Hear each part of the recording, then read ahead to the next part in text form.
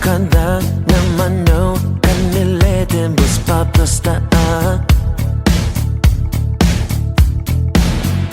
Kad ženklai iš aukščiau tik naivi iliuzija. Tai mes atvažiavom prisiauginti plaukų ilgų. Nuo mažiuko turėjau ilgus irgi šviesius plaukus, kadangi dabar ataugo tamsus ir šiuo metu trumpi, tai norėjau ilgų ir šviesių vėl atgal. Atradau kažkaip Instagrame, ieškojau ir atradau šitą studiją ir man labai pasirodė įdomu, tai dar ilgai iš tikrųjų žiūrėjau, kaip atlieka visus priauginimus ir labai patiko ir tada nusprendžiau, kad norėčiau prisiauginti. Tai parašiau Migliai, užpildėme svajonių laišką ir tada visi susitikome čia Kaune. Ir šiuo metu dabar esu dar su trumpais plaukais, bet vakare būsiu su ilgais ir šviesiais. Šiaip sveikata tai labai gera. Atvažiuoju į savaitę kartą, susileidžiu vaistų, kas antrą dieną geriu namuose vaistus, bet kažkokių pašalinių poveikio tai nėra, tai tiesiog einu į mokyklą ir viskas gerai.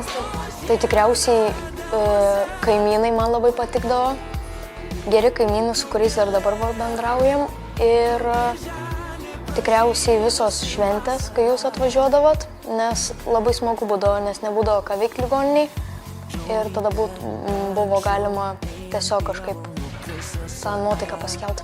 Tai labai didelis ačiū koncerto Už pergalę gyventi metu aukojusiems žmonėms. Tai dar norėjau padėkoti visam mūsų skyriui, visoms sesutėm ir gydytojom ir Kaukėno fondui, kad pildo svajonės. Tu birželį pražydusi vasara, tu tyra, niekada nesibaigianti pasaka. Labai nekantrauju pamatyti, kaip atrodys gale. Jau dabar labai gerai atrodo. O spalva patinka? Labai patinka, tokia kaip iš Pinteresto, kaip norėjau.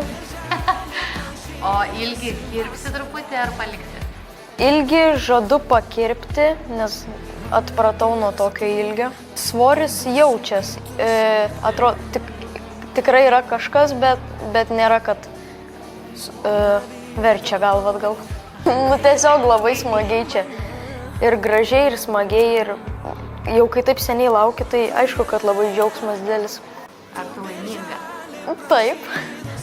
Tai svajonės pildosi. Šitą